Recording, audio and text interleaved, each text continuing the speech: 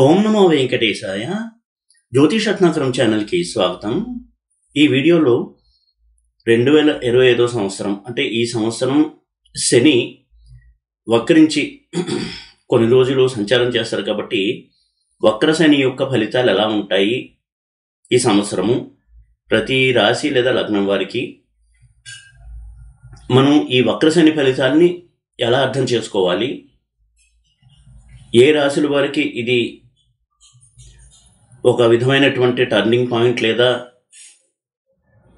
సువర్ణావకాశాలు ఇచ్చేటువంటి వక్రశని సంచారము, ఏ రాశుల వారు కొన్ని జాగ్రత్తలు తీసుకుని కెరియర్ విషయంలో, ఆర్థికపరమైనటువంటి విషయాల్లో ప్లానింగ్, డిసిప్లిన్ మెయింటైన్ చేయడం ద్వారా మంచి ఫలితాలు పొందుతారు. ఇలాంటి విషయాల్ని తెలియజేస్తాను. సాధారణంగా గోచారం గురించి ఎక్కువగా మనం వరి అవ్వకూడదు అని నేను చెప్తూ ఉంటాను. కానీ ఈ సంవత్సరము గోచారం చాలా విలక్షణమైనటువంటి గోచారము. శని విషయంలో కాదు, మిగతా గ్రహాల విషయంలో కూడా.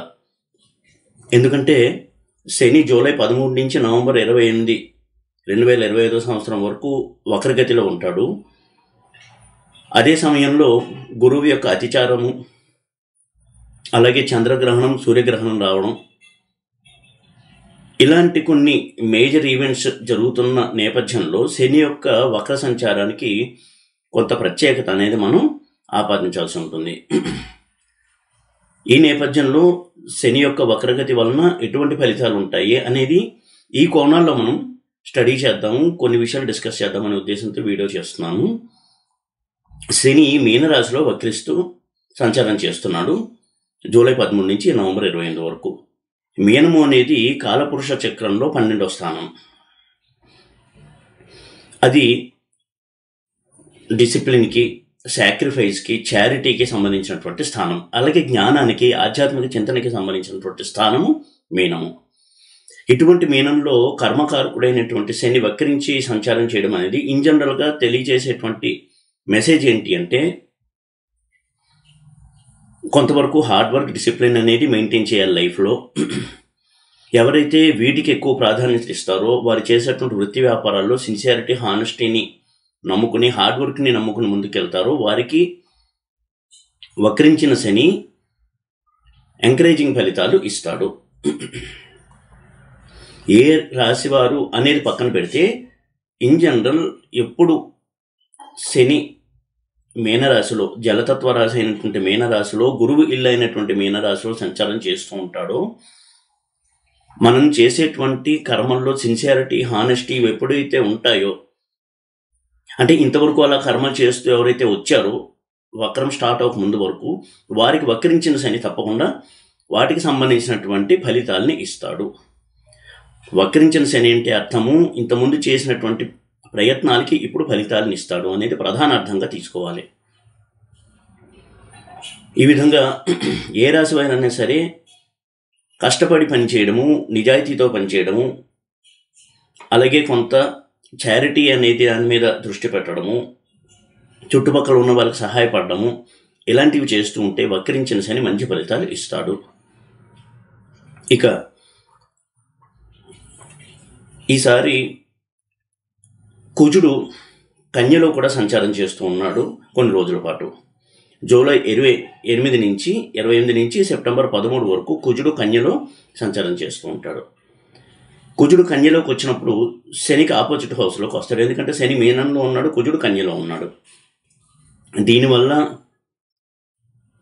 దేశంలో, రాష్ట్రంలో కొన్ని పరిస్థితులు, రాజకీయ పరిస్థితులు కుదుపుకు లోనయ్యే అవకాశం ఉంటుంది.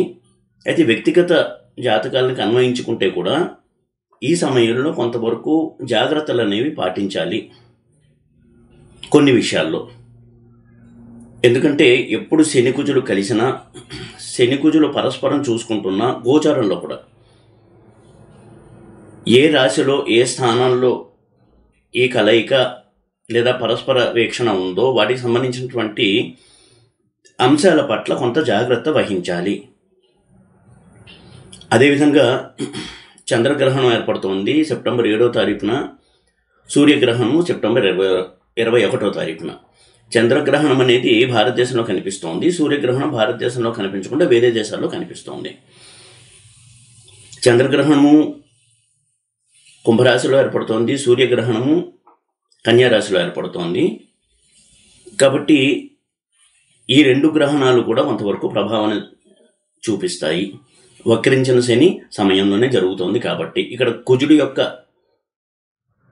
స్థితి కన్యలో, చంద్రగ్రహణము, సూర్యగ్రహణం ఇవన్నీ కూడా మనం పరిగణలోకి తీసుకుని కొంత అనాలిసిస్ అనేది చేయాల్సి ఉంటుంది. అలాగే గురువు అతిచారంలో కూడా ఉన్నాడు. ఇక శని ఎవరికైతే జన్మజాతకంలోనూ వక్రించి ఉన్నాడో, అందులోనూ మీనరాశిలో శని ఉండి జన్మించి, వక్రించిన శని మీనరాశిలో ఉన్నప్పుడు ఎవరైతే జన్మించి ఉంటారో వారికి ఈ శని యొక్క సంచారం మీనరాశిలో వక్ర సంచారం అనేది చాలా మంచిది. తప్పకుండా వారి యొక్క ప్రయత్నాలు అనేవి సఫలమవుతాయి వక్రించిన శని యొక్క సంచారం సమయంలో. అది వృత్తిలో ఉన్నవారు కావచ్చు, జాబ్లో ఉన్నవారు కావచ్చు, బిజినెస్లో ఉన్నవారు కావచ్చు, ఏ ఫీల్డ్లో ఉన్నా సరే ఇది ఒక మంచి ఇండికేషన్గా తీసుకోవచ్చు. ఉదాహరణకి జాబ్లో ఉన్నవారికి కొంత ఎంకరేజింగ్ పీరియడ్, ప్రమోషన్స్ రావడము, రికగ్నిషను, అప్రిసియేషను ఇలాంటివి ఉండేటువంటి అవకాశం ఉంటుంది. అలాగే ఎవరికైతే కొన్ని సమస్యలు అలాగే పెండింగ్ స్టేటస్లో ఉన్నాయో అవన్నీ కూడా ఇప్పుడు కంక్లూషన్ వైపుకి వెళ్తాయి. డైవర్స్ గురించి ప్రయత్నిస్తున్న వాళ్ళు ఉండొచ్చు, వారికి డైవర్స్ మెటీరియలైజ్ అవుతుంది. అలాగే జాబ్లో ప్రమోషన్ ఎక్స్పెక్ట్ చేస్తున్న వాళ్ళకి ప్రమోషన్ అనేది మెటీరియలైజ్ అవుతుంది. హెల్త్ అనేది కొంత ఇంప్రూవ్ అవుతుంది. పర్మనెంట్ క్యూర్ వైపు వాళ్ళు అడుగులు వేస్తారు. ఈ విధంగా మనం అర్థం చేసుకోవచ్చు. ఇక శని ఇప్పుడు ఏ రాశిలో సంచారం చేస్తున్నా, అందులోనూ వక్ర సంచారం చేస్తున్నప్పుడు వారి జన్మజాతకంలో వేరే గ్రహాలు ఆ రాశిలో ఉన్నప్పుడు దాని ప్రభావం ఉంటుంది. ఉదాహరణకి ఇప్పుడు శని మీన రాశిలో వక్రించి సంచారం చేస్తున్నాడు.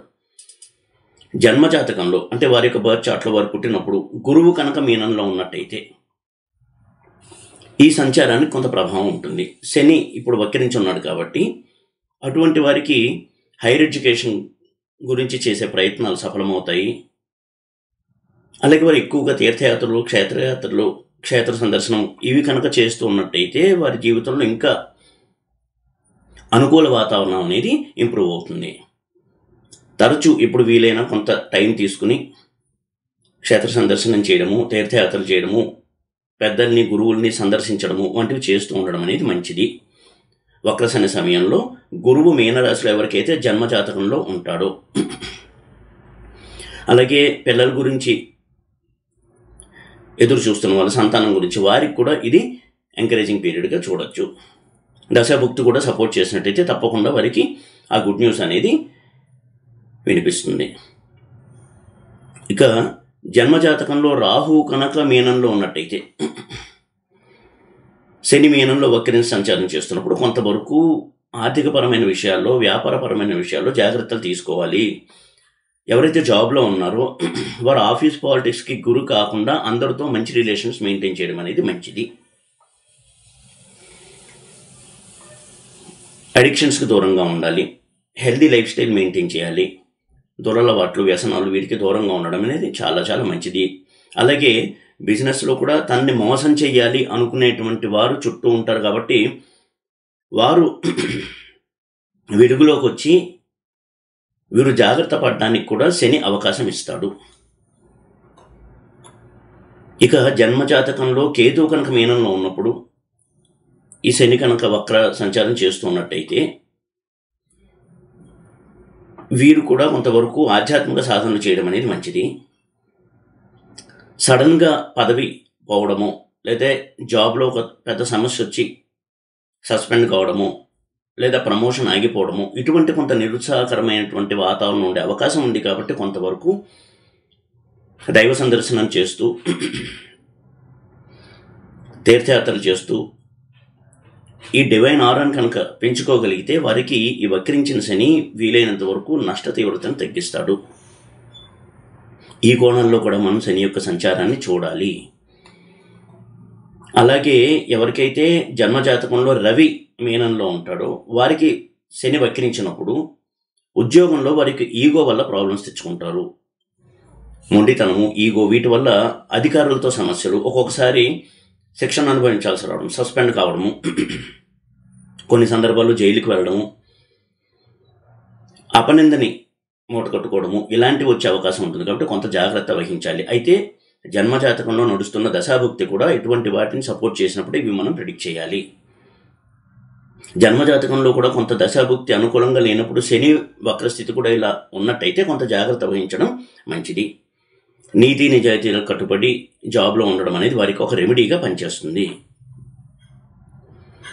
ఇక జన్మజాతకంలో చంద్రుడు మీనంలో ఉన్నప్పుడు జన్మించినట్టయితే, అంటే మీనరాశి జాతకులకి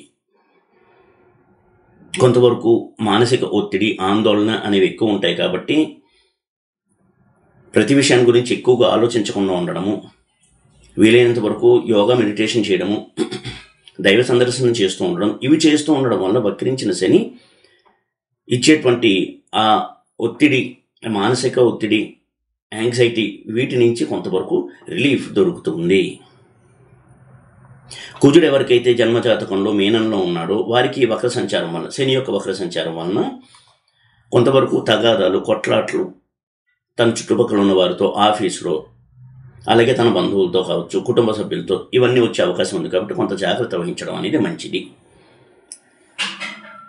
కోర్టు కేసులు, లిటిగేషన్స్, ఇవి కంక్లూషన్కి రాకుండా ఇంకా ఎక్కువగా సాగుతూ విసుగుని తెప్పించే అవకాశం ఉంటుంది. కాబట్టి తొందరపడి దూకుడు నిర్ణయాలు తీసుకోకుండా ఉండడం అనేది వీరికి నష్టవర్తాన్ని తగ్గించడానికి సహాయపడుతుంది.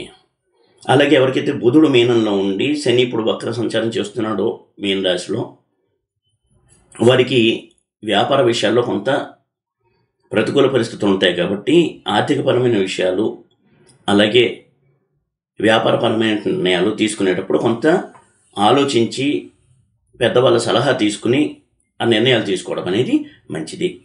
మరి డెసిషన్ మేకింగ్ కొంతవరకు ఇంపాక్ట్ అవుతుంది నెగిటివ్గా. కాబట్టి తాను సొంతంగా డెసిషన్ తీసుకునే కంటే కూడా అనుభవజ్ఞులు, పెద్దలు, ఇటువంటి వారి సలహా తీసుకుని డెసిషన్ తీసుకోవడం అనేది మంచిది. ఎందుకంటే శని ఇటువంటి వాటిని ఎంకరేజ్ చేస్తాడు.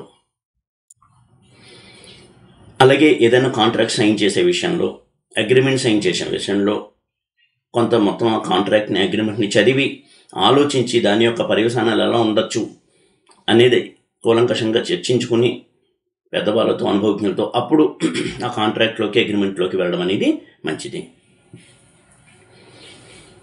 ఇక ఎవరికైతే శుక్రుడు మీనంలో ఉన్నప్పుడు, జన్మించినప్పుడు ఉంటారో వారికి ఈ వక్ర సంచారం జరుగుతున్నప్పుడు, శని యొక్క వక్ర సంచారం కొంతవరకు భార్యాభర్తల మధ్య కొంత మిస్అండర్స్టాండింగ్ వచ్చే అవకాశం ఉంటుంది. కాబట్టి ఎక్కువగా ఆర్గ్యుమెంట్స్కి వెళ్లకుండా వీలైనంత వరకు సామరస్య ధోరణిలో ముందుకెళ్ళడం అనేది మంచిది. లవ్ అఫేర్స్ విషయంలో కూడా కొంత ప్రతికూల పరిస్థితులు, అపార్థాలు, ఇవన్నీ చోటు చేసుకునేటువంటి అవకాశం ఉంటుంది. అయితే ఏ రాశి వారికి, ఏ లగ్నం వారికి ఈ శని యొక్క సంచారం ఎక్కువ మేలు చేస్తుంది అని చూసినట్టయితే, వృషభ రాశి వారికి, మిథున రాశి వారికి, తులారాశి వారికి, మకర రాశి వారికి ఎక్కువ ఫేవరబుల్ సంచారంగా మనం చూడొచ్చు. వృషభ రాశి వారికి 11వ ఇంట్లో వక్రించి ఉంటాడు. అంటే వారికి సోషల్ స్టేటస్ పెరుగుతుంది. పొలిటికల్గా ఎవరైనా సరే ఒక పదవిని ఆశిస్తున్నా, ఒక మంచి రోల్ ప్రభుత్వంలో కావచ్చు, పార్టీలో కావచ్చు ఆశిస్తున్నట్టయితే వారికి ఇది అనుకూలమైనటువంటి సమయం. అలాగే మిథున రాశి వారికి చేసే వృత్తి వ్యాపారాల్లో ఛాలెంజెస్ని ఎదుర్కొని వీళ్ళు సక్సెస్ని సాధిస్తారు. తులారాశి వారు జాబ్లో అంతవరకు తాను ఏదైతే కష్టపడి పనిచేస్తూ వచ్చాడో దానికి ఇప్పుడు రిజల్ట్ అనేది దొరుకుతుంది.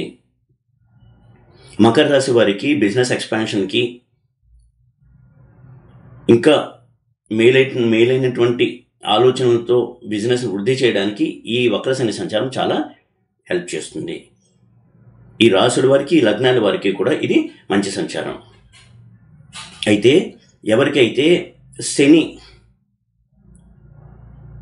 మీనరాశిలో ఉంటాడో జన్మించినప్పుడు, వృషభ రాశిలో ఉంటాడో, శని మిథున రాశిలో ఉంటాడు, శని తులారాశిలో ఉంటాడు, శని మకర రాశిలో ఉంటారు జన్మించినప్పుడు, వారికి ఈ సంచారం అనేది చాలా చాలా అనుకూలమైనటువంటి సంచారము.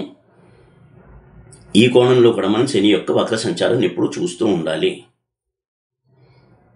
ఎందుకంటే శని జన్మించినప్పుడు వృషభంలో ఉన్నటువంటి వారికి, అందులోనూ వక్రించి వృషభంలో ఉన్నట్టయితే, ఇప్పుడు వక్రించి మీనంలో ఉన్నాడు కాబట్టి 11th హౌస్లో చాలా మంచి ఫలితాలు ఇస్తాడు.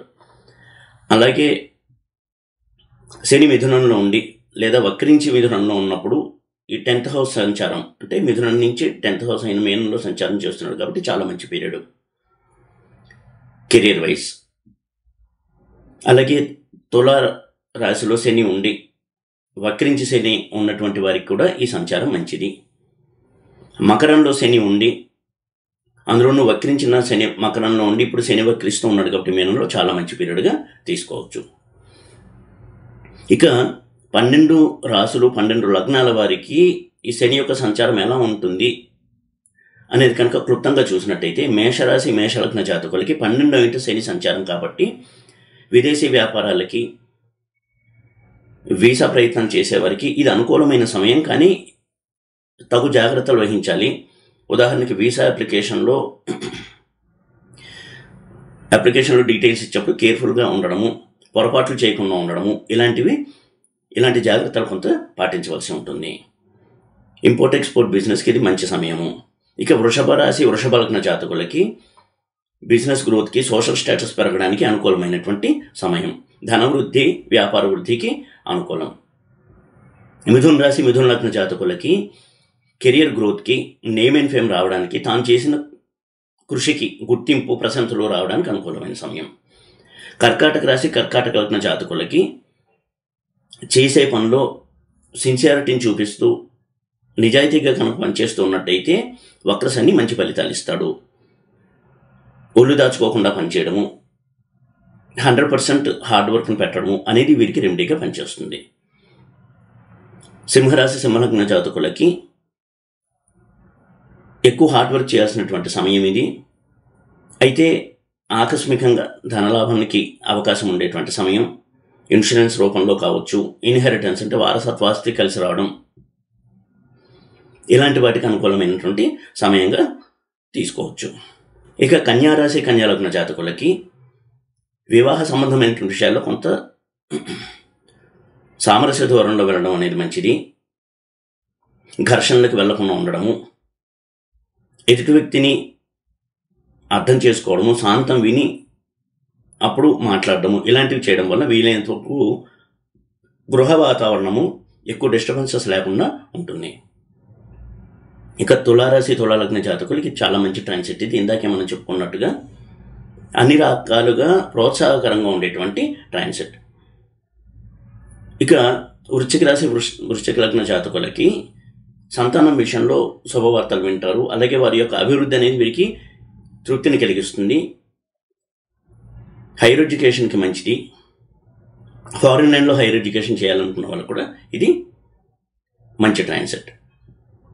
ఇక ధనురాశి ధనులగ్న జాతకులకి కొంతవరకు ఉద్యోగస్తులకైతే ట్రాన్స్ఫర్స్ వలన కొంత ఇబ్బందులు కలిగే అవకాశం ఉంటుంది.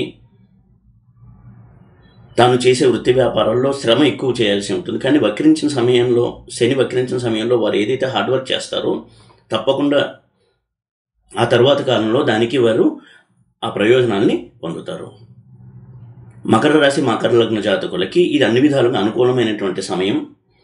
వృత్తి వ్యాపారాల్లో వారు ఎంత కష్టపడి పనిచేసి ఎన్ని ఎక్స్పెరిమెంట్స్ లేదా ఎన్ని వినూత్నమైనటువంటి ప్రయోగాలు చేసినా అది మంచి ఫలితాన్ని ఇస్తుంది.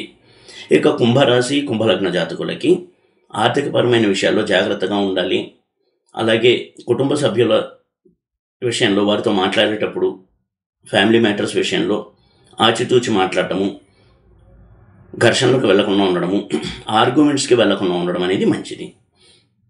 ఇక మీనరాశి మీనలగ్న జాతకులకి కొంతవరకు మానసిక ఒత్తిడి ఎక్కువ ఉంటుంది. అన్ని రకాలుగా వృత్తి వ్యాపారాల్లో ఎక్కువ కష్టపడి పనిచేయాల్సినటువంటి సమయం. తనని విమర్శించే వ్యక్తులు ఎక్కువగా ఉంటారు చుట్టూ. కాబట్టి వాటిని పట్టించుకోకుండా తాను చేస్తున్నటువంటి పని మీద దృష్టి పెట్టడం అనేది మంచిది. మీనరాశిలో శని సంచారం చేస్తూ అది జన్మరాశి జన్మలగ్నం కనుక అయినట్టయితే ఎప్పుడూ కూడా నిజాయితీని క్రమశిక్షణని నమ్ముకుని కనుక ముందుకెళ్ళినట్టయితే సత్ఫలితాన్ని ఇస్తాడు వక్రించిన శని. ఈ విధంగా ఈ సంవత్సరం వక్రశని యొక్క ఫలితాలను మనం కొంత దృష్టిలో ఉంచుకుని ప్రతివారు కూడా వారి యొక్క వృత్తి వ్యాపారపరమైన నిర్ణయాలు తీసుకునే సమయంలో తగిన జాగ్రత్తలు తీసుకోవడం అనేది చెప్పదగిన సూచన. అయితే ఎప్పుడు కూడా గోచారాల్లో మనం అనలైజ్ చేసేటప్పుడు నడుస్తున్నటువంటి దశాభుక్తిని కూడా పరిగణలోకి తీసుకోవాలి. ఆ తర్వాత గోచార ఫలితాలను కూడా జోడించి ఎలా ఉండబోతోంది ఈ సమయం అనేది ఒక ఐడియా తెచ్చుకుని దానికి తగ్గట్టుగా ప్లాన్ చేసుకోవడం అనేది మంచిది. ఈ వీడియో కనుక మీకు నచ్చినట్టయితే లైక్ చేసి షేర్ చేసి సబ్స్క్రైబ్ చేయండి. ఓం నమో వెంకటేశాయ.